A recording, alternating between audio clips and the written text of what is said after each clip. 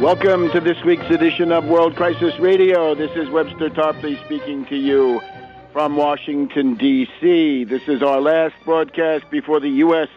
presidential election. Well, we're recording right now on the afternoon of Friday, November 2nd. It's All Souls.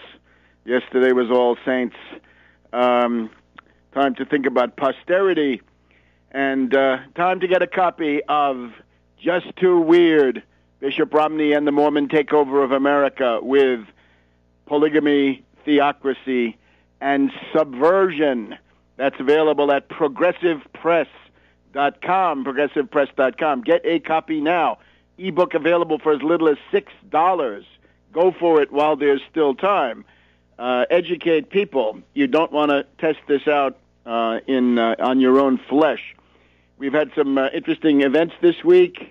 There's an interview with Maria Heller, a very influential commentator on the radio. She's a very influential reviewer on Amazon. She's been very kind to this book, regards it as the one must-read before the presidential election. You can find that at Maria's website, and it'll be up at tarpley.net. By the time you hear this, it will be up. So thank you to Maria Heller. And we also had our event at the National Press Club on Wednesday evening on Halloween. We had the McClendon Group, founded by Sarah McClendon, the late Sarah McClendon, and still going strong. And a packed McClendon room was the outcome of this, and very interesting discussion. And we even had a Mormon present. Somebody, I don't know who he was. He said he was a Mormon historian who came there by chance. Yes, by chance, I'm sure. Just happened to be there. Came from Salt Lake City by chance. He objected to what I was saying, and he gave the usual lame excuse that polygamy was a response to depopulation, right, because of the atrocities of the damned Americans. And, of course, this doesn't hold water because there were always more men than women in the Mormon community. So instituting polygamy simply meant condemning a large part of the male population to a bachelorhood, meaning you can't get really into heaven. If you're not married, you get neutered when you arrive, and then you can be in heaven but as a servant. But he put up the usual Mormon line on that. Mountain Meadows Massacre. This was asked by one of the participants in the debate, and on the Mountain Meadows Massacre, the story was that it was a couple of Mormons got dressed up as Indians and decided to kill all the people from Arkansas because in Missouri, some of those same people had taken part in harassing and killing the Mormons, 15 years earlier. It's from 18. It's practically a decade, right? It's 20 years. It's from 1837 to 1857. So it's 20 years earlier. Notice this constant obsession with revenge and killing and armed force, which, of course, in Christianity, whatever it looks like in practice, in theory, it can have no weight. So this guy looked for all the world like Joel Skousen. I don't know where Joel Skousen was that night, but this guy sure looked like him with a bald head and glasses, and he said he was a Mormon historian. So that was a highly interesting discussion. That tape, we're fortunate that it was taped, and that will also be up at tarpley.net if you want to see what went down at the National Press Club on Wednesday evening. And the bottom line is get your copy of Bishop Romney and the Mormon Takeover of America. Just Too Weird, the Bishop Romney and the Mormon Takeover of America with Polygamy, Theocracy, and Subversion. And, of course, racism. Let's not forget that. If you're a woman, it's polygamy. If you're black or brown, it's racism. The sons of Ham don't get in. And if you're a Lamanite, much harder to get in. So we're thinking under Romney, the coins may say, in Elohim we trust. No more in God we trust. It'll be in Elohim we trust. And it'll be in the oath, so help me Elohim. And if it's not clear who that is, it's Elohim of Kolob, I guess the ruler of at least this part of the universe, although not not of the whole thing, because that would be authoritarian. So, and of course, the system is oligarchical. The election is now upon us, and we'll talk to you about the various considerations in this election. But let's look first at the hurricane. I was then in New York, right? We had the United Front Against Austerity meeting last Saturday in New York City. I'll give you a detailed report about that later in the program. Very successful, many organizations represented.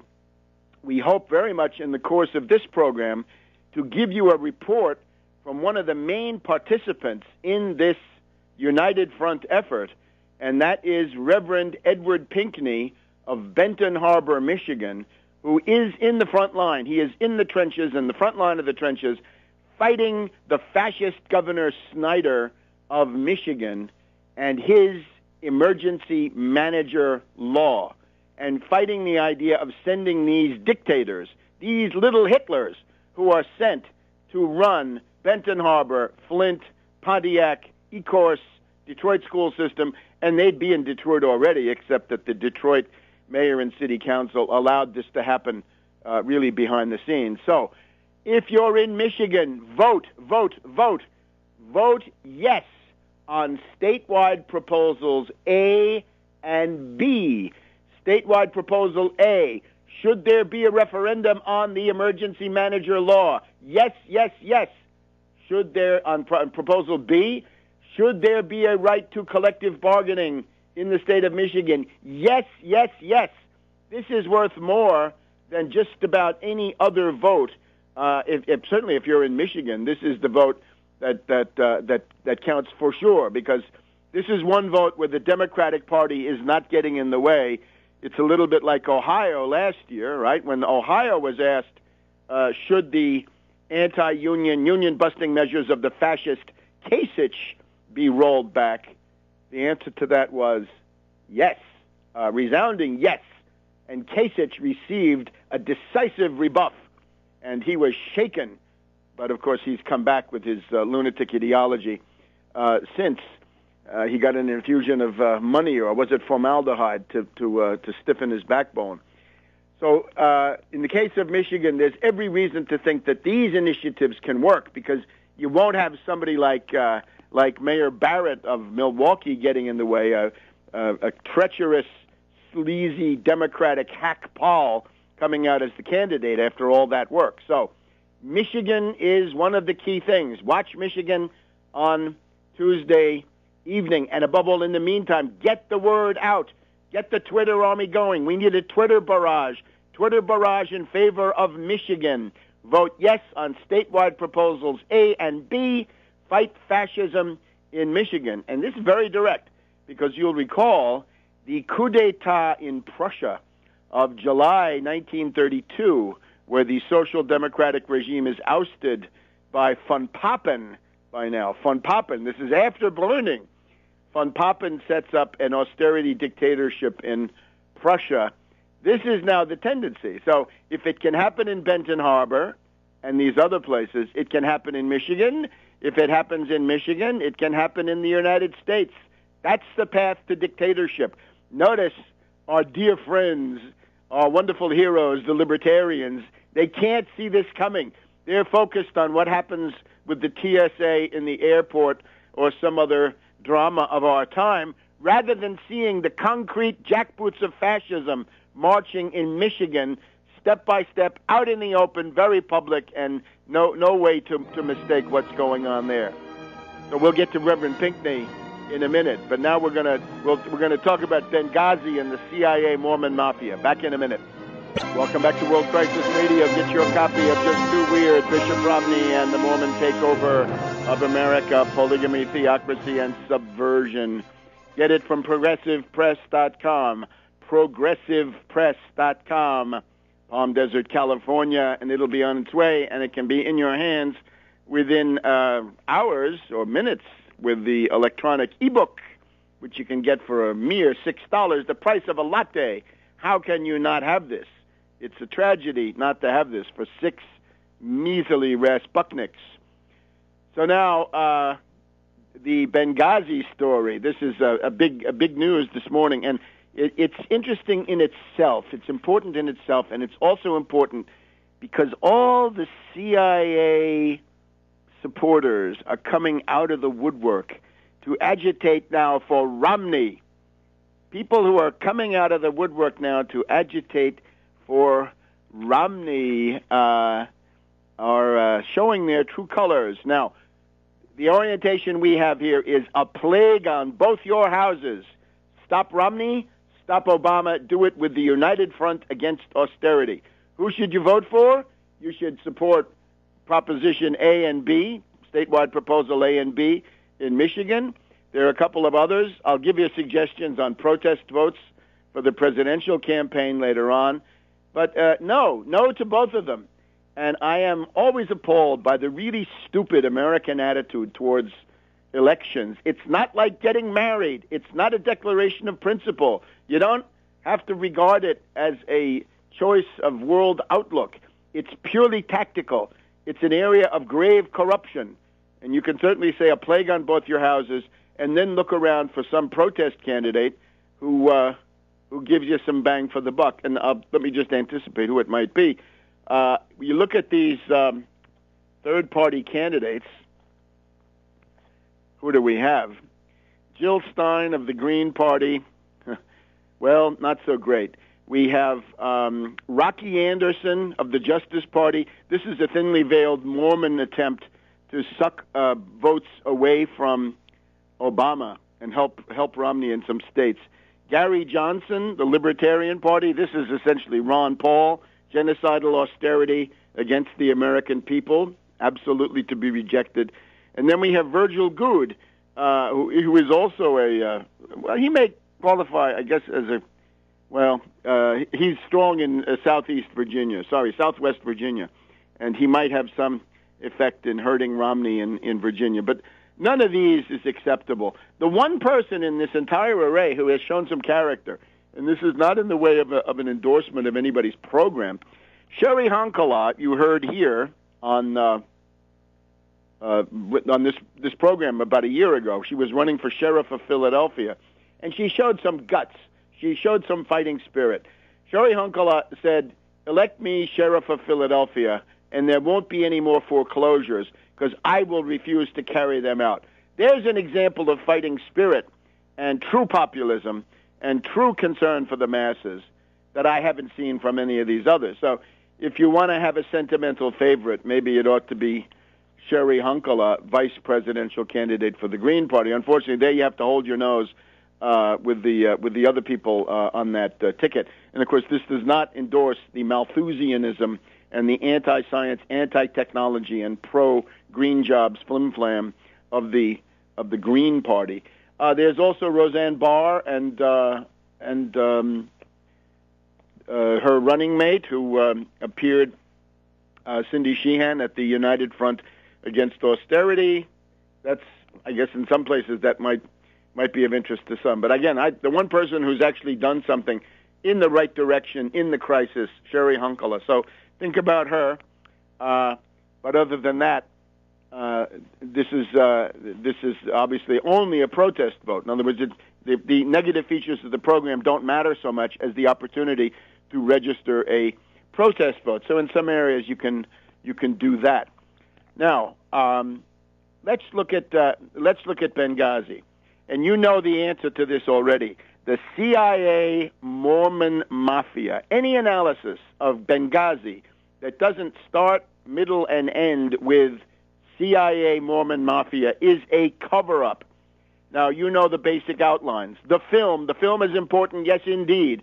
The film caused demonstrations in Egypt and Pakistan in 25 cities all around the world, 25 countries, I guess it must be, and created the atmosphere in which this stunt could be pulled off. And that's done by the Islamophobia Network, by Nasrallah, leading to the Islamophobia group, and then to Bolton, likely Secretary of State for Romney. So that's one side of it. And we've talked about Kumu coming out of Guantanamo Bay, obvious U.S. double agent, obvious CIA asset, killing the ambassador with his group. The ambassador, of course, was there, unfortunately, to negotiate fighters and weapons from these al-Qaeda groups in the Benghazi, Derna, Tobruk terror axis that I warned you about a year and a half ago and more. That's what he was doing. He didn't think there was any threat to him because these are the people he'd been dealing with. He'd been paying them. They were also buying weapons, I suppose. That's another cover story. The cover story from David Ignatius on the radio this morning that Ambassador Stevens was there to open a library is laughable in the extreme. It was a library of Kalashnikovs that he was opening up one way or another. So he was there, and then the people that were supposed to provide security. Well, one was the February 17th Martyrs Brigade, the CIA asset which they had used to kill General Yunus to secure the victory of their favorite General Haftar as head of the Libyan forces. So they had done yeoman service for the CIA. But now that CIA annex that the Mormon Congressman Chaffetz was so worried about showing in those hearings a couple of weeks ago, where he freaked out and wanted the State Department to take down the overhead picture, which came from commercial images, like Google Earth or whatever it was. This CIA station and their failure to intervene has been prominent in the news coverage. Now, the way this started was on October 26th. We have Jennifer Griffin of Fox News, of all places, writes in exclusive, CIA operators were denied requests for help during Benghazi attack, sources say. And she says, Fox News has learned from sources who were on the ground in Benghazi that an urgent request from the CIA annex for military backup during the attack on the U.S. consulate and subsequent attacks several hours later on the annex itself was denied by the CIA chain of command. Denied by the CIA chain of command. Not the White House, not even Hillary Clinton, the CIA chain of command, who also told the CIA operators twice to stand down rather than help the ambassador's team. More in a minute on World Crisis Radio. Go back to World Crisis Radio. Get your copy of Just Too Weird, Bishop Romney and the Mormon Takeover of America with Polygamy, Theocracy, and Subversion. So, back on October 26th, we have Jennifer Griffin of Fox News reporting that the CIA chain of command denied the Benghazi consulate, and it's really emerging as more of a CIA office, a CIA consulate than a State Department consulate. The CIA chain of command denied permission to this CIA team, which is up to 12 people. These are special forces. These are the tough guys. The CIA chain of command says no, and told the CIA operatives to stand down rather than help the ambassador's team when shots were heard at approximately 9:40 p.m. on September 11th. So it's really only Fox News that pushes this, and they push it because they think they're helping Romney. But now the difference is, David Ignatius. David Ignatius here in the Washington Post, November 1st. The attack on the U.S. consulate in Benghazi is a political football, but Jennifer Griffin of Fox News has raised important questions that the CIA officers in Benghazi had been told to stand down when they wanted to deploy from their base at the annex to repel the attack on the consulate. And that then leads today, the news of today, November 2nd, is, now we're on the front page of today's Washington Post. We're told that the CIA has published a timeline. The CIA timeline says that help was on the way to the beleaguered consulate within 25 minutes. Well, this is a lot of baloney. This is a cover-up, and it's a cover-up for the CIA Mormon Mafia. What Jennifer Griffin has stumbled on, mark my words, Jennifer Griffin has stumbled on a true story. She doesn't understand what she's dealing with. These are not orders coming from Obama. This is ridiculous. It's the CIA Mormon Mafia in the CIA chain of command that issued the stand-down order for exactly the reason that I told you within the first few days after the attack, to get an October surprise already in September and to use that to cauterize Obama. Now, it's not working. You can see how angry these reactionaries are that this does not have traction, partly because the economic situation is so desperate. People simply do not have time and energy for issues other than their own survival. But you get the idea with this. It is the CIA Mormon Mafia. Now, we've also got the subsidiary story that Tyrone Woods, former Navy SEAL, was killed in the process, and his father has made some very intemperate statements. So, of course, he's a bereaved father. On Fox News, of course, talking to Sean Hannity. Who else? Charles Woods, the father of the slain CIA contractor, says that the people who, he says, White House officials, well, it's not White House officials, who ordered no help for the embattled CIA annex. They were cowards, and they're guilty of murdering my son. Well, I'm afraid if you want to blame somebody, you've got to blame General David Petraeus. General David Petraeus, the head of the CIA, has ministerial responsibility. So you want to get somebody, get General David Petraeus. He's responsible. And if you want to take it to the State Department side, it is indeed Hillary Clinton. There is ministerial responsibility. Something goes wrong in your ministry, you are out, not the head of government or the head of state. But now, this is the point at which all the pro-Romney forces are attempting to mobilize: Fox News, Hannity, but also LaRouche, the amen corner of the CIA. He's going to be at the press club today, we're told, trying to sell the version that Obama is personally micromanaging everybody in Benghazi. Now, of course, it's a funny story because on the one side they say he doesn't care, he's off campaigning, and the other side is he micromanages everything. Well, which is it? Glenn Beck, another well-known Mormon activist, a strident apologist for Mormonism, if there ever was one. You can read about a couple of things about him in my book, Bishop Romney, Just Too Weird. Glenn Beck says that he's got some secret document that will prove that Obama is the one who did it. In the meantime, Glenn Beck is shouting that the Western way of life, Western civilization, is at stake in this election. Yes, in order to save Western civilization, we've got to put in a candidate who comes from a tradition of polygamy and theocracy and racism and secessionism. Just what we need. And, of course, antinomianism. If we're going to count the heresies, the antinomian heresy, no laws, do what you want. The Pelagian heresy, that you make your own destiny, there's no role for grace or divine providence, nothing like this. In religion, this is an important concept. And the Arian heresy, which is that Christ is just a guy like you. Or, I mean, God is just, it's an ultra-Arian heresy. And we're told by Glenn Beck that if Romney is not elected, the world will weep.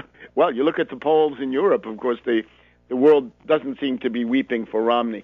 Also, we've got Joel Skousen, an eminent Mormon activist, telling us that Romney is not part of the establishment.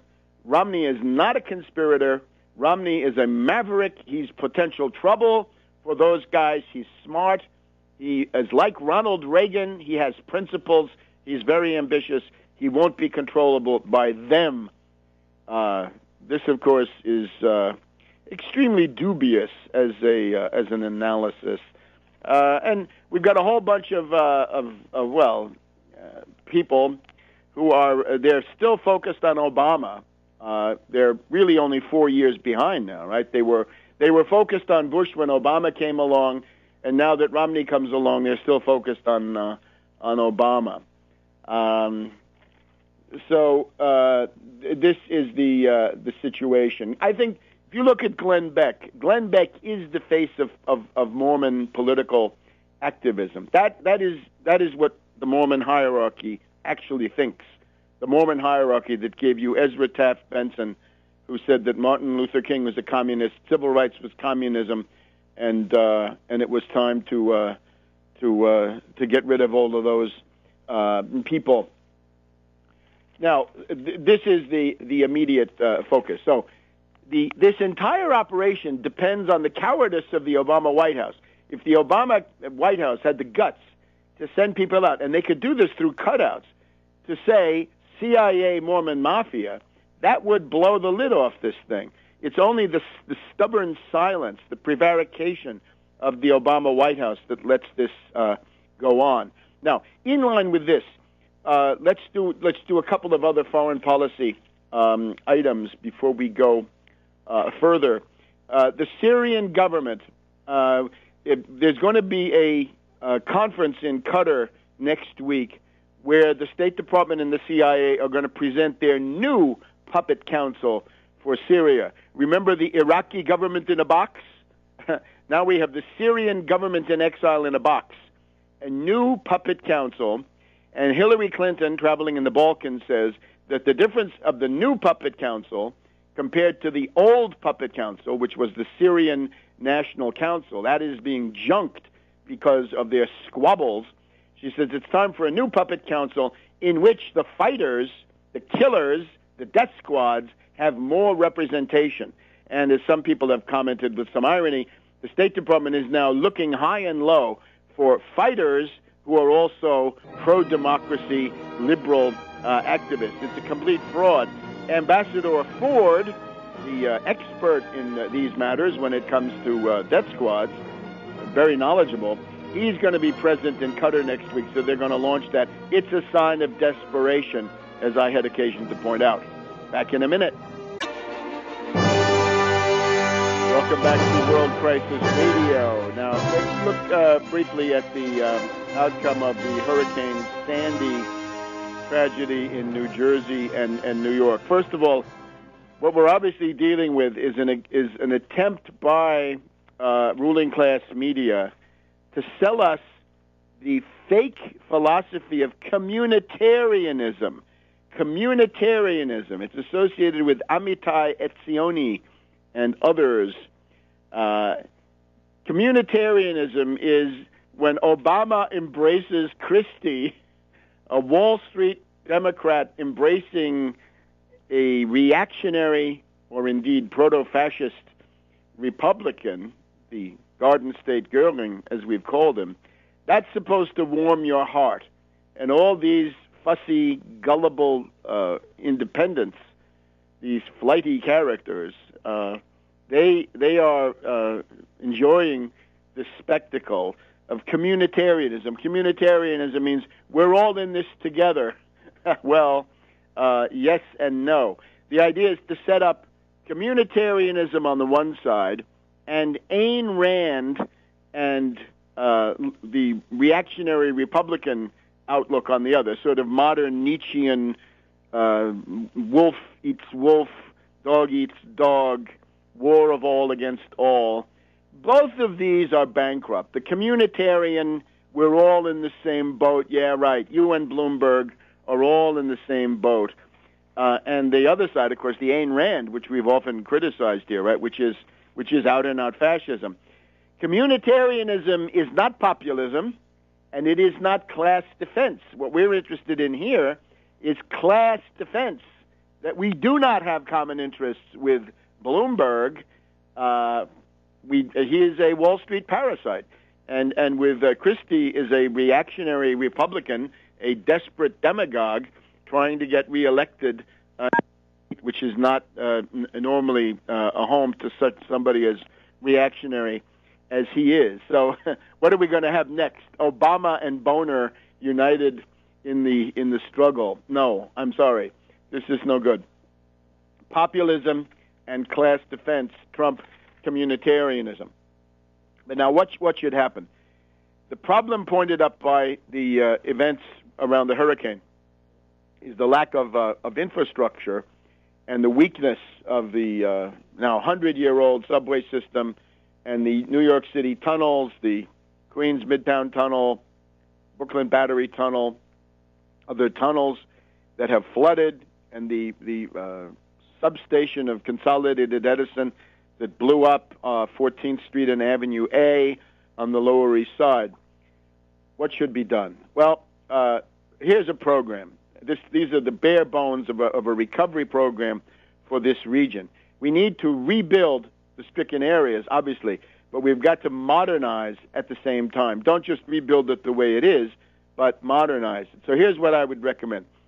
First of all, a total debt freeze on all debt in the stricken area. In other words, all payments on mortgages and other things have to be frozen, and whatever damage this does to individual lenders, this can be addressed by the federal government and even better by the Federal Reserve, as I'll try to point out. But you've got to have a debt freeze in these areas. You've got to put out a binding executive order under the state of emergency, which you now have, right? This is all a state of emergency. So once you have a state of emergency, that's not just to deliver bottled water. You can take sweeping emergency measures. No foreclosures for 5 years or the duration of the rebuilding process. No foreclosures on primary residences, to be sure, for individuals living in those primary residences. And the way to organize a lot of the emergency aid is by 0% 100-year credit from a nationalized window at, I hope, a nationalized Federal Reserve. Now, you'll notice that when Obama comes in there, he has signed executive orders that will make available federal disaster relief loans at subsidized interest rates. Now, this is Treasury money, and the interest rate is somewhat lower than the market. We'll check exactly what the interest rate is. But it should be down to almost zero. The emergency loans for rebuilding should be the 0% century bonds, century loans, issued by the Federal Reserve. In other words, I would say look at this crisis and say, what is the Federal Reserve, the great Federal Reserve, what are they contributing to disaster relief in the wake of Hurricane Sandy? Everybody else is supposedly mobilized, right? The state, the federal government, FEMA, and all this. How about the Federal Reserve? The Treasury, of course, cash grants from the Treasury, those have to be maintained, and those come from the Treasury, and that's on budget. That's, in other words, it's part of the federal budget one way or another. It should not be subjected to the sabotage and obstructionism of the Tea Party proto-fascists in the Republican House delegation. Forget them. It's a state of emergency. You can use emergency funds to do this. That's the point of having a state of emergency. It's got to be done fast. Present those guys with a fait accompli, and if they want to go out on a limb and try to organize some move to repeal it later on, fine. But U.S. history is full of examples where the president gets out in front, takes the actions, and the Congress is then asked to validate them after the fact. And that is what ought to be done now. Don't ask Senator Lee of Utah, or don't ask little Rand Paul whether he thinks that this money should be granted. He'll say, no, too bad for them. Why did they choose to live there? And that's what they always say. If it's Katrina and the Gulf Coast, too bad for them. Why did they live there? Now it's too bad for them. Why did they live there? Well, you've got to have the Port of New York. Sorry, you've got to have it. That's a national interest. You've got to have the Port of New Orleans. That's a national interest. Even the Port of Galveston is a national interest for the sake of the Ron Paul people. So, debt freeze to the greatest extent possible, no foreclosures on primary residences, 0% federal disaster relief, and what this ought to be used for is great projects of infrastructure. Isn't it time now to rebuild the New York City subway? It is more than 100 years old. 100 years old. Isn't it time, since Governor Christie has seen the light, to build that new tunnel under the Hudson River that we need? Isn't it time to rebuild the Tappan Zee Bridge? Tappan Zee Bridge, $16 to $20 billion needed there. The waterproofing of the subways is another $20 billion. But don't just waterproof these ancient structures now, these 100-year-old structures, rebuild them, go beyond the French RER, right, the high-speed trains that get you from one side of Paris to another, right? Get some super modern maglev, if possible, and certainly fast rail going on in New York City. Start rebuilding the underground infrastructure of the city of New York using those 100-year, 0% federal loans. Force the Federal Reserve to do it. We've got to get control of the Federal Reserve. If we had a real president, he could make one phone call and say, Bernanke, you will do this, or I will put a row of tanks in front of your office. And the 101st Airborne will come in and escort you to your summer home.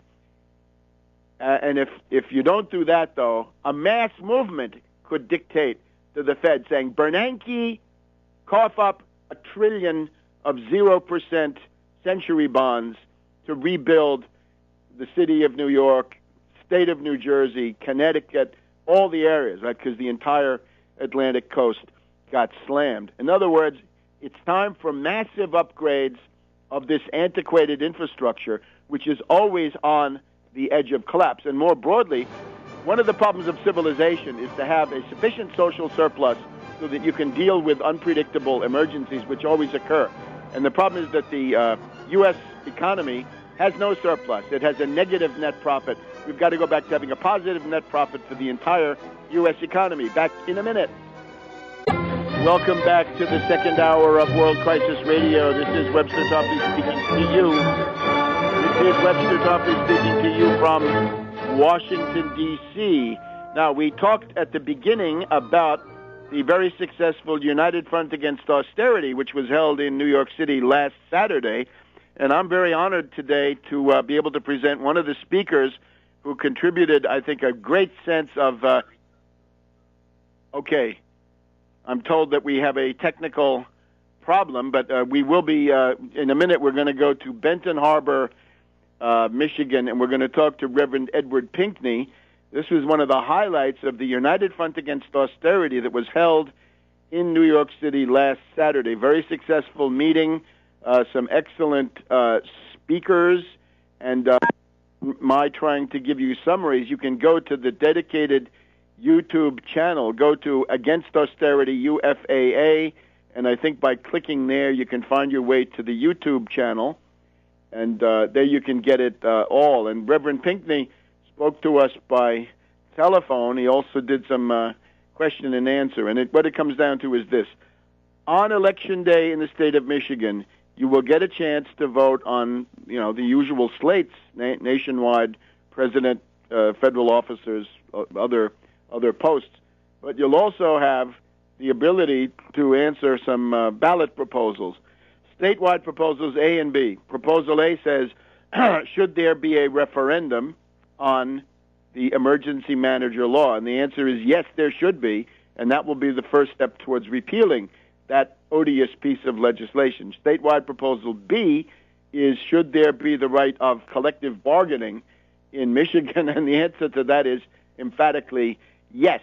Now, you'll notice that the National Democratic Party, Obama, people like this, haven't done very much about it. I've been looking at Jennifer Granholm, former governor of Michigan, on current TV, and correct me if I'm wrong. I don't watch it every night, but doesn't look like she's too much mobilized for this either.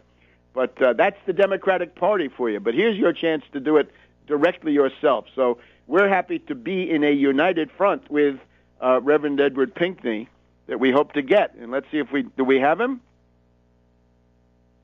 I guess we still don't. All right, so you get the... Okay, we're still having technical problems. Let me just point out now, from the United Front Against Austerity, our basic guideline is between now and the election to agitate, to call attention to this Michigan A and B, statewide proposals A and B. Stop the emergency manager law of Governor Snyder and reassert the right to collective bargaining. On November 8th, right after the election, 2 days thereafter, there is a call from the AFL-CIO to hold some kind of anti-austerity event against the grand bargain. This is Trumpka doing this. Now, of course, we don't expect the AFL-CIO to be very energetic about this, especially not before the election. They're trying to get you to vote for Obama on November 6th so that they can then go out and agitate against him on November 8th. We're going to do it the whole time. Anti-austerity is our plank. No cuts to anything of interest to working people, no to the grand bargain, and pay for it with the Wall Street sales tax, which the AFL-CIO, in a separate part of their website, endorses. So we want the Wall Street sales tax, and we want a general strike on that. And from now to Christmas, we want to agitate to stop the grand bargain with the Wall Street sales tax. But now, we're honored to go to Benton Harbor, Michigan. Edward Pinkney, Reverend Pinkney, is one of the leaders of the statewide effort that has succeeded by gathering hundreds of thousands of signatures to get this on the ballot. And, of course, he's been fighting that austerity dictator that was sent in by the governor in Benton Harbor. So we want to get a report from him. Welcome, Reverend, and please tell us what the struggle looks like where you are. Well, you know, this struggle is a tremendous struggle. But we're waking up the people because they understand how serious this matter is. See, we are the very first city in the whole United States that actually have a dictator. So that is one of the reasons why we're getting people to the polls. See, my group, which is BANCO, the Black Autonomy Network Community Organization, we're going to be responsible for taking more than 10,000 people to the polls for this election. And what I want to do, I want to make sure people out there understand how important it is for you to get to the polls. You must go out and vote, regardless what it looks like. Don't say it doesn't mean anything. It means a lot. So I'm asking every single person that's listening to this show to get out and vote. Take a person. Take 2 people. Take 3 people. Take them. And to me, that's important because here in the city of Benton Harbor, we have the very first dictator in the history of the United States. Let me tell you some of the things that he have done already.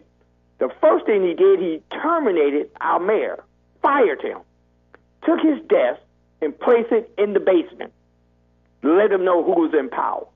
Then he told the commissioners that you could no longer go into the office and do any work. He took their keys. Then he took their cell phone. But we're fighting back. We went out and got 226,000 signatures to repeal this bill. It all falls under Public Act 4. You can look it up on the internet, Public Act 4. And how it got to be Public Act 4, you remember this, that it was House Bill 4214, 15, 16, 17, 18, and then it became Senate Bill 153, 154, all the way to 158. And once the governor signed it, it became Public Act 4. And I tell you, you do not want that bill in your community, but it's coming if we do not stand up and fight it. This is something that people need to talk about. We need to take the time out and explain to people what's coming to our community. And we have to go out and fight. So whatever you do, you get out and vote. Take your mother, take your sister, take your wife. Take people to vote. Whether you like it or not, this is crucial. It's not just for you, but it's for the future of your children, which to me is the most important thing. Thank you, Reverend. Now, I'd just like to give people a little bit more of an idea of what it's like when the dictator comes to town and what sorts of decisions have been made. I understand that there's a public park on Lake Michigan, which is a very nice recreational place, and that they're trying to seize that and sell it to some of Snyder's rich friends and Absolutely. make it into some gentrified palace for the super rich. Absolutely. And what they have done, they have took the land from the beach. It's called Gene Clark Park. You can look it up.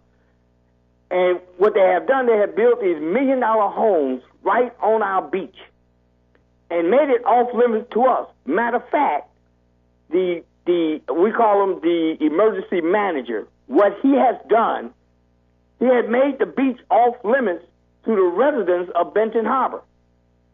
And from September to May, the park is closed. That means you cannot go on the beach. You cannot do anything. And starting May 1st, you can go to the park, but you can't enter the park until after 11 a.m., and the park closed once again at 8 a.m. That's because the residents that lives on the beach, on our land, do not want the residents of Benton Harbor on the beach. And you got to remember this.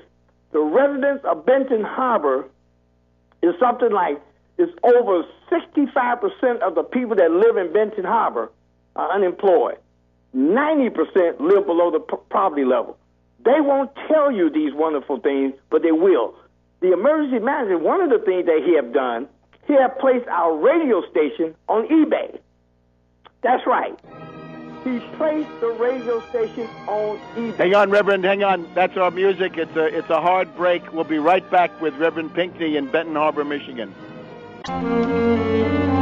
Welcome back to World Crisis Radio. We're very happy to be talking with Reverend Edward Pinckney of Benton Harbor, Michigan. He represents the Black Autonomy Network community organization. That's BANCO, B-A-N-C-O, working for economic and social justice in Benton Harbor, Michigan, just telling us something about these activities or what it's like to live under a dictator. When a dictator comes to town, kicks out the mayor and the city council, and begins issuing orders, what does that look like? Please continue, Reverend. And yeah, let me say this, in order to understand, this guy, he sets rules, and everything else, democracy ceases. Collective bargaining is stopped. Public discord is minimized. Local elected officials are all stripped of their duties. That's both for everybody. An emergency manager can remove elected officials from office, disperse all state, federal, and local funds with no oversight. He can do whatever he wants with the revenue. He can subpoena witnesses. He compels the production of paper. He controls all local contracts, not just some, all. He creates new positions, and he fills vacancy at the expense of the local. Here's the deal, which is so important. What he normally do, he outsources all the jobs in the community and bring in his friends, and they control this city. He can reject, terminate any contract. He can sell off local government property. He can borrow millions and millions of dollars under the name of the city of Benton Harbor and put the city even in worse debt. Right now, we are worse off now than we have ever been before. He's selling plots of land for $1 to Whirlpool. Whirlpool is buying up all the land in the city of Benton Harbor. They tried to change the name from Benton Harbor to Harbor Shores. And also, don't forget, we have this Jack Nicklaus signature golf course in a community that has over 70% of its people unemployed, 90% living below the poverty level. And this Jack Nicklaus golf course, it costs $5,000 per year just to be a member. So we have some major issues here. And I tell you, you do not want an emergency manager in your community. Anytime you give a man this much power, he has more power actually than the president himself. Because the president had to go to the Senate. This guy can do whatever he chooses to do. Here's something he did. He terminated all the police officers in the community. He terminated all the firemen in the community. And what he did, he merged the two.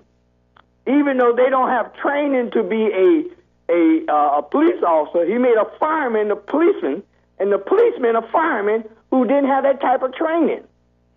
This is some of the stuff that we're going through right now. I mean, it's so incredible when you think about it.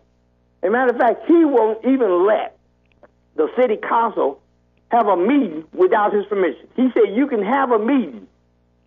You can have a meeting, but you can't make any decision. So what we do, we still have meetings anyway. And we make resolutions, and he usually knock them down. He said no. He'll say, when he say no, it's no. He said is everybody in the city voted for something, and he voted against it, he wins. This is a real true dictator. This is. Reverend, let me ask you now. I'm sure people are wondering, how can they help you? What can people do that are outside of Michigan? Can they contribute?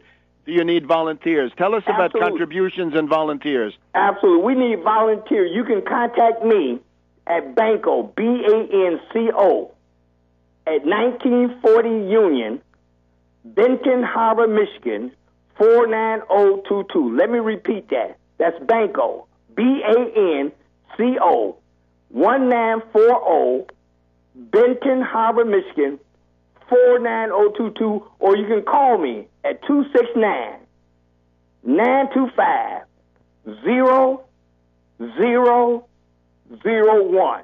That's 269-925-0001.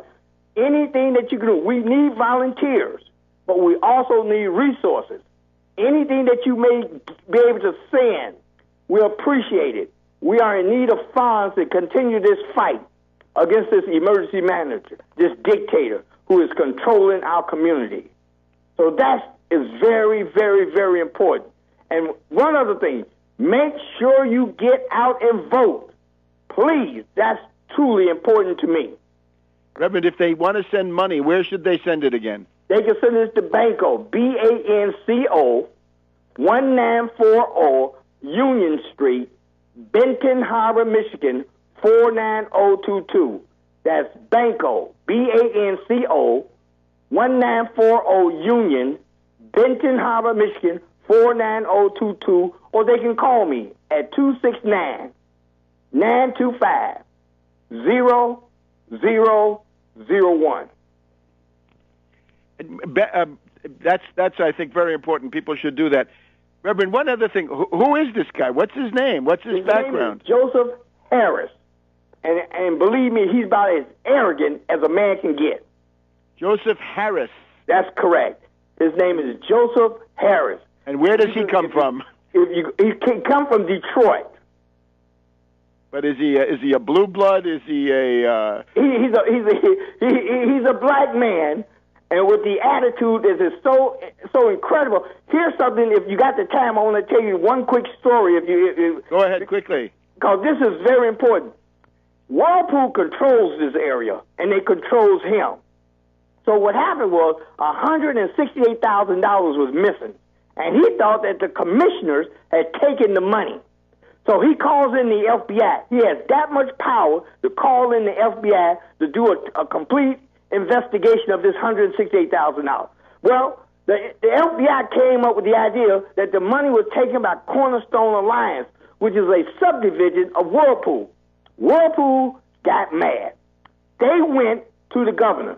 They said a CEO, their vice president, state representative Al Pachoka, and one guy from the city to tell the governor that they want Mr. Harris to leave our community because they have violated them, not the citizens, but they have violated this corporation, which makes this so important. This is how much power. But here's what he did.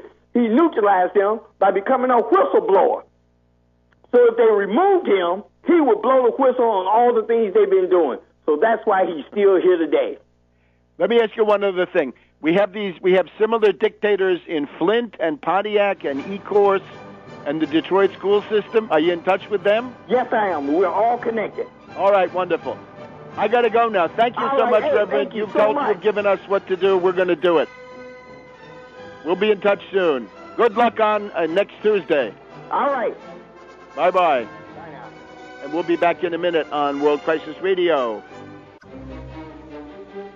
Welcome back to World Crisis Radio. Well, that's Reverend Pinckney, and that's the struggle in Michigan, and I think that ought to be a prime focus from now to the election to November 6th. So, time for Twitter barrage. Support Michigan Proposition A and B. Get out there and vote, as the Reverend said. Contribute to BANCO, Banco, BANCO, 1940 Union Street, Benton Harbor, Michigan, 49022, if I heard this correctly. and let me see if I can put this on my website, or we'll put it on the UFAA website as well. So there's a focus. Now, the other question is the AFL-CIO and their planned some kind of an action, I'm sure low-key, on November 8th, anti-austerity, anti-grand bargain. And again, why not put that together with what they also support, which is the Wall Street sales tax? Get the Wall Street sales tax up front, make it 1%, but even if they don't make it 1%, we can be there demanding 1%, and put this into the form of a call for a general strike sometime in late November, December, when this austerity package is going to be put forward by Obama and by these reactionary Republicans and by a whole bunch of lame duck congressmen who are going to be on their way to cushy, well-paid jobs in Wall Street, joining the 1% that way. So if and when the federal government, Obama, Boehner, decide they want to roll back the economic rights of the American people, answer that with a general strike and make clear that there is a way to pay for it, that Wall Street pays no tax. We have a New York Times article here from Friday, October 26th. Business leaders open to tax increase, push for a deficit deal. Yeah, but they're not talking about the tax we want. We want the Wall Street sales tax, 1% on every transaction and on all their turnover. From now to Christmas, the goal is stop the grand bargain, stop austerity, preserve the economic rights of the American people, no cuts. Wall Street sales tax is the only way, and I think we don't want the extension of the payroll tax cut. Why don't you do a return to the making work pay tax credit? It was $800 worth of tax credit for two people. Why don't we increase that? Why don't we get that up to $1,000 per person, and therefore $2,000 for two wage earners? That would be, I think, a better step. And, of course, remove the cap on Social Security. That's the other obvious thing. Let the richies pay the same payroll tax on all of their income. Stop this from being such a regressive tax and make it into at least a proportional tax, which should be progressive, but make it proportional will be a step in the right direction. Now, concerning what went on at the UFAA, the main question is how the issue that generated controversy in the afternoon, after wonderful speeches by all of the speakers, and again, you can see them at the dedicated YouTube channel, was how does the United Front actually work? You don't start a United Front by bargaining away your principles and your program. Your goal is not to reach immediate unanimity on program. It's to plan concrete, specific actions of the kind that I propose. Fight for Michigan, intervene into the AFL-CIO, and above all, fight the grand bargain. The three things that I just ran into. What you do, if it's the peace movement, if it's Jobs for All, if it's any other group, you say, we want to propose to you a concrete action. Have a demonstration at this time, at this address. How many people can you put into the field? How many tweets can you generate? What can you do? It's very concrete. It's not, we're going to change our program to make you like us at the beginning. That's a sellout. That's unprincipled. And you don't want to do it. Especially, I'm afraid we had this program from the Jobs for All Coalition. I will do a detailed critique of that next week. There's just no time now before the presidential election. But the Jobs for All people came forward with a program which ignores the issue of the Federal Reserve, does not talk about production, does not really talk about infrastructure, is very much oriented towards really putting people on the federal payroll when this is not necessary, and the strains on the federal budget will be great. I don't think they learned the lessons of Lend-Lease. They're back in the WPA, and you may need a WPA, but that should not be the whole story. And the stumbling block came when, should 30 million federal jobs be created with the help of the Wall Street sales tax and seizing the Federal Reserve, should that be done directly or indirectly? And they say, no, it has to be only direct. It has to be directly on the federal payroll. Well, no. It can also be done through the states and through private contractors. But no, that's not radical enough. That might actually happen. That is politically much more feasible. And we have one guy there from Nebraska, and he said, if you go into some place in Omaha and say, let's put 25 million people on the federal payroll, the skepticism will be great. But if you say the governor of Nebraska is going to have several $billion, quite a few $1 billion, to put out contracts for infrastructure, right, for building the transcontinental super high-speed maglev rail through Nebraska, then support could occur.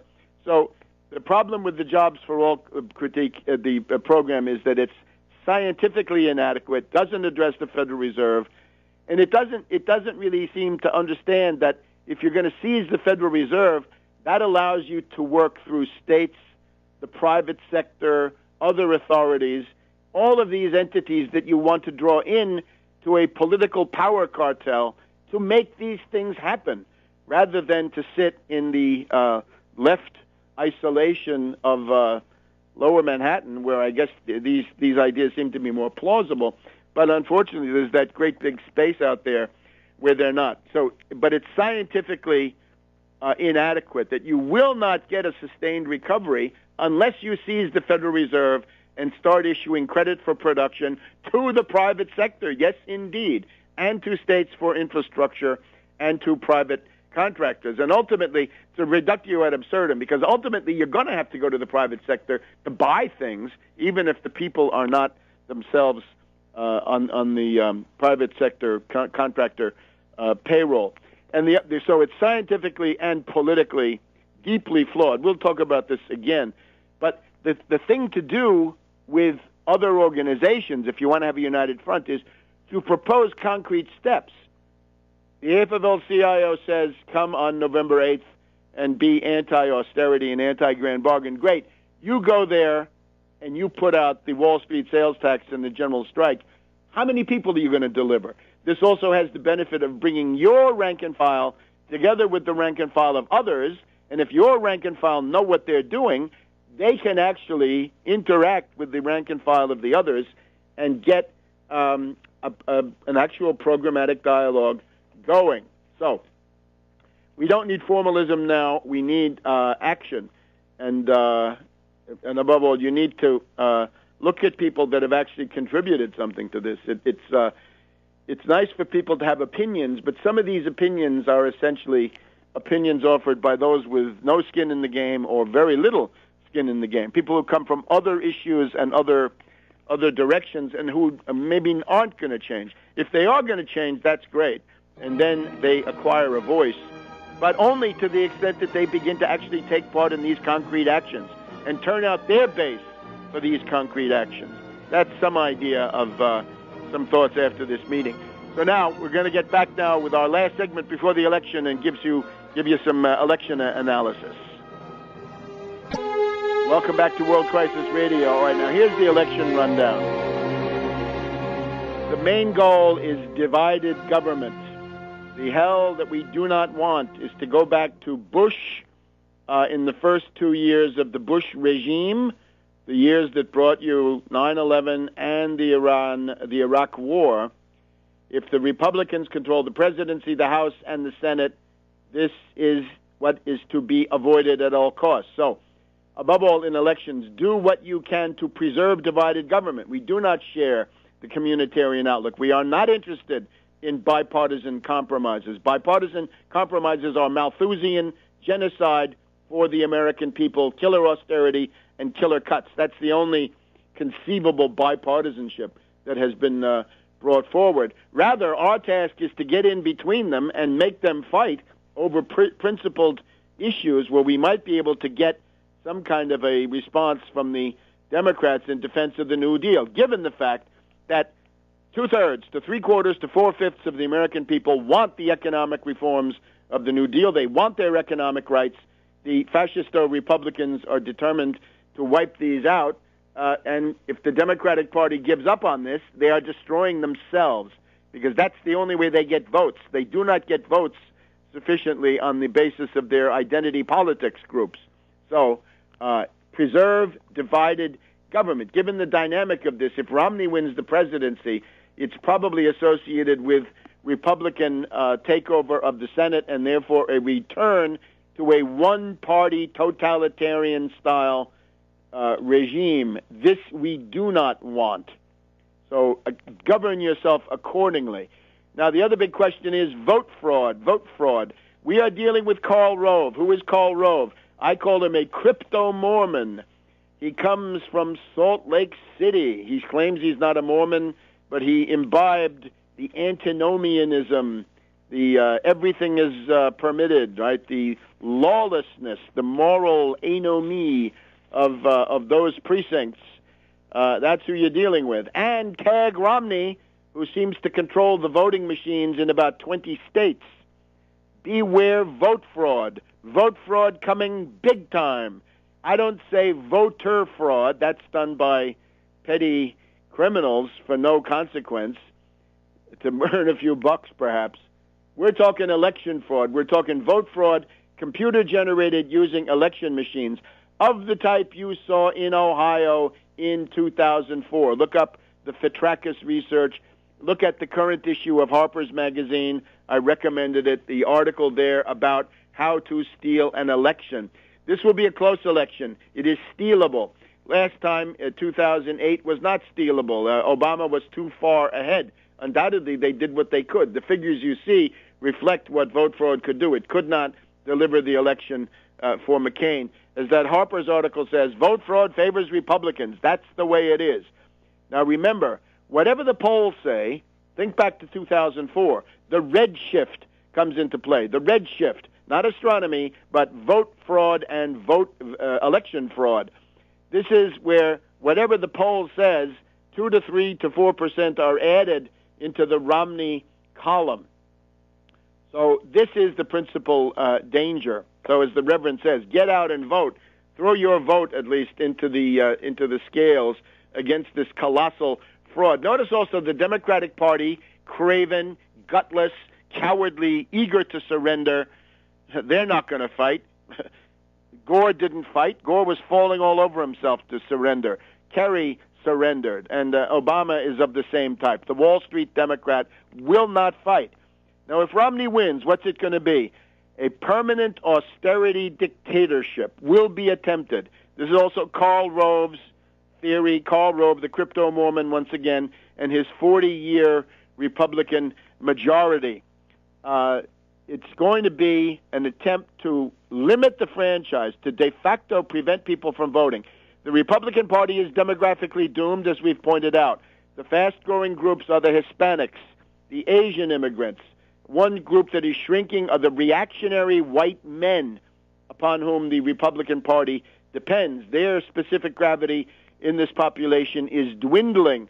Therefore, if the Republicans cannot win this time and stay in power using these dirty tricks, their future is bleak.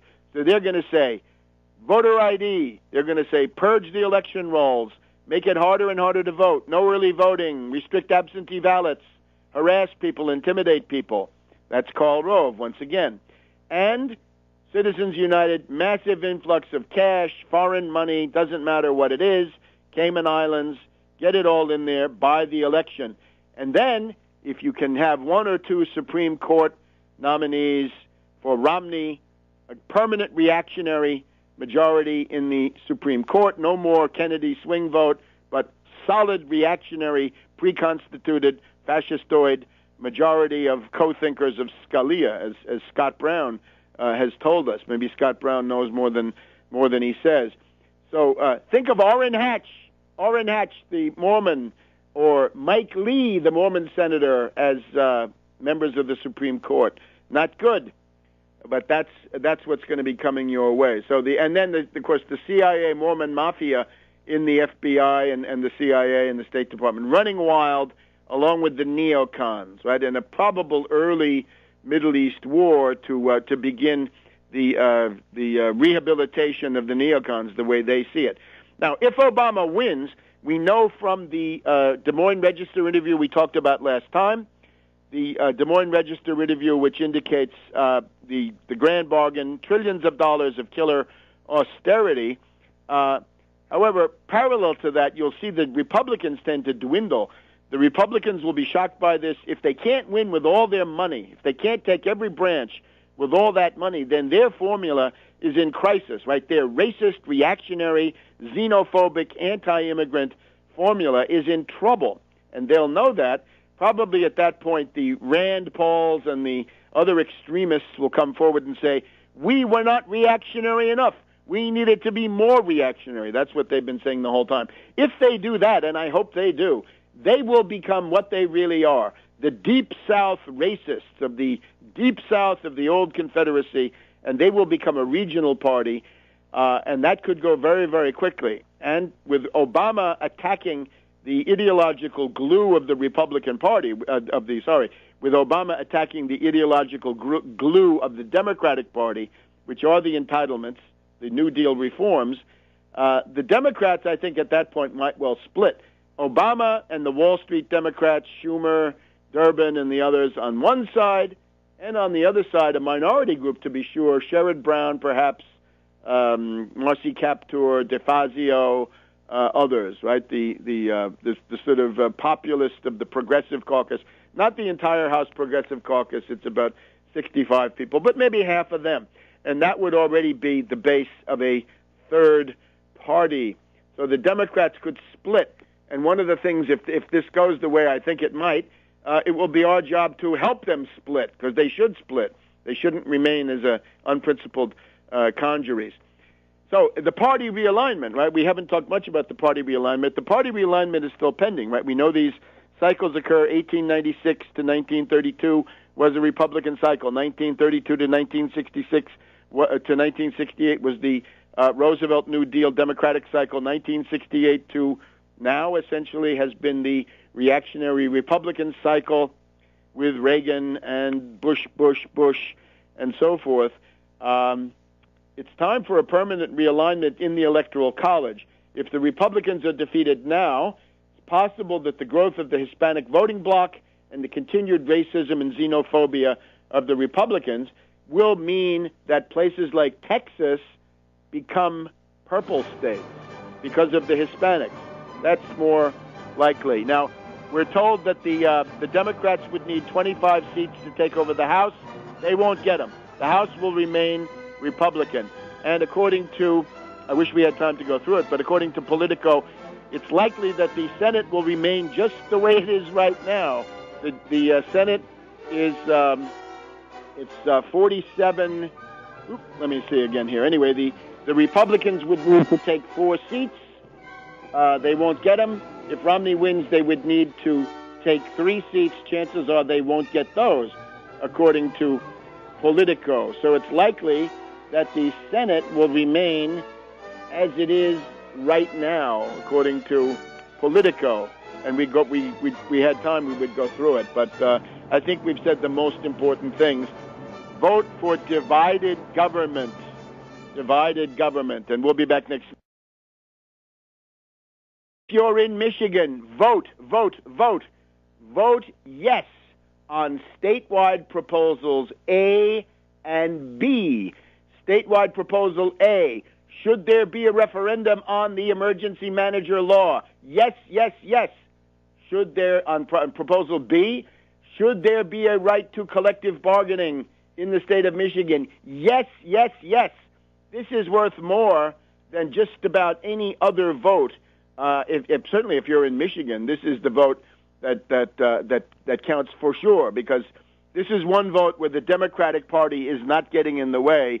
It's a little bit like Ohio last year, right? When Ohio was asked, should the anti-union, union-busting measures of the fascist Kasich be rolled back, the answer to that was yes, resounding yes.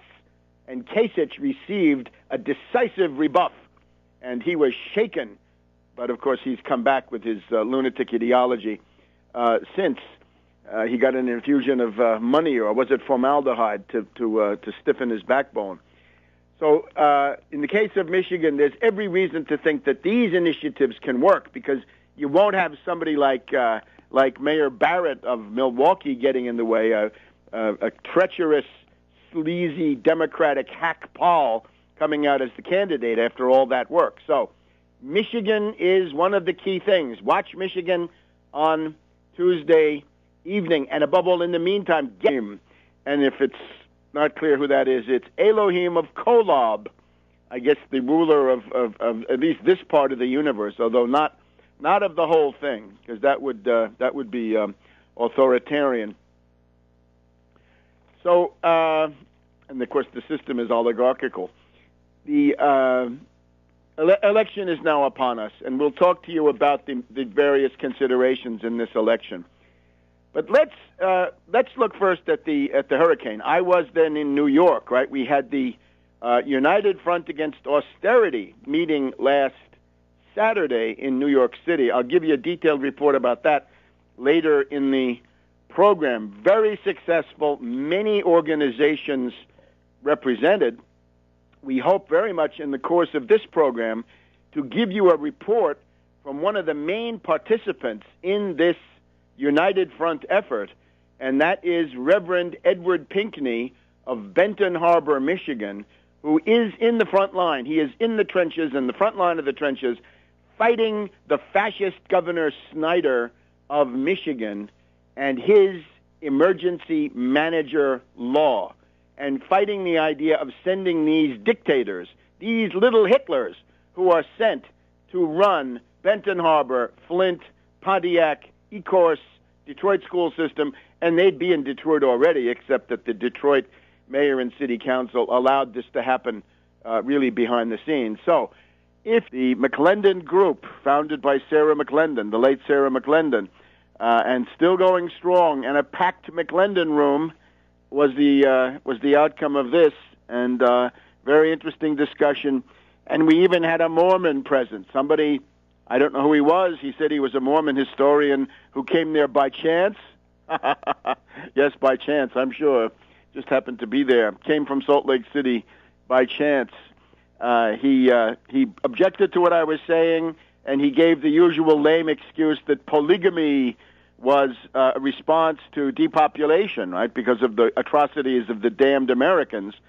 And, of course, this doesn't hold water because there were always more men than women in the Mormon community. So instituting polygamy simply meant condemning a large part of the male population to a bachelorhood, meaning you can't get really into heaven. If you're not married, you get neutered when you arrive, and then you can be in heaven, but as a servant. But he put up the usual Mormon line on that. Mountain Meadows Massacre. This was asked by one of the participants in the debate, and on the Mountain Meadows Massacre, the story was that it was a couple of Mormons got dressed up as Indians and decided to kill all the people from Arkansas because in Missouri, some of those same people had taken part in harassing and killing the Mormons, 15 years earlier. It's from 18, it's practically a decade. Welcome to this week's edition of World Crisis Radio. This is Webster Tarpley speaking to you from Washington, D.C. This is our last broadcast before the U.S. presidential election. Well, we're recording right now on the afternoon of Friday, November 2nd. It's All Souls. Yesterday was All Saints. Time to think about posterity. And time to get a copy of Just Too Weird, Bishop Romney and the Mormon Takeover of America with Polygamy, Theocracy, and Subversion. That's available at progressivepress.com, progressivepress.com. Get a copy now. Ebook available for as little as $6. Go for it while there's still time. Educate people. You don't want to test this out on your own flesh. We've had some interesting events this week. There's an interview with Maria Heller, a very influential commentator on the radio. She's a very influential reviewer on Amazon. She's been very kind to this book, regards it as the one must read before the presidential election. You can find that at Maria's website, and it'll be up at tarpley.net. By the time you hear this, it will be up. So thank you to Maria Heller. And we also had our event at the National Press Club on Wednesday evening on Halloween. We had decade, right? It's 20 years. It's from 1837 to 1857. So it's 20 years earlier. Notice this constant obsession with revenge and killing and armed force, which, of course, in Christianity, whatever it looks like in practice, in theory, it can have no weight. So this guy looked for all the world like Joel Skousen. I don't know where Joel Skousen was that night, but this guy sure looked like him with a bald head and glasses, and he said he was a Mormon historian. So that was a highly interesting discussion. That tape, we're fortunate that it was taped, and that will also be up at tarpley.net if you want to see what went down at the National Press Club on Wednesday evening. And the bottom line is get your copy of Bishop Romney and the Mormon Takeover of America. Just too weird, the Bishop Romney and the Mormon Takeover of America with polygamy, theocracy, and subversion. And, of course, racism. Let's not forget that. If you're a woman, it's polygamy. If you're black or brown, it's racism. The sons of Ham don't get in. And if you're a Lamanite, much harder to get in. So we're thinking under Romney, the coins may say, in Elohim we trust. No more in God we trust. It'll be in Elohim we trust. And it'll be in the oath, so help me Elohim.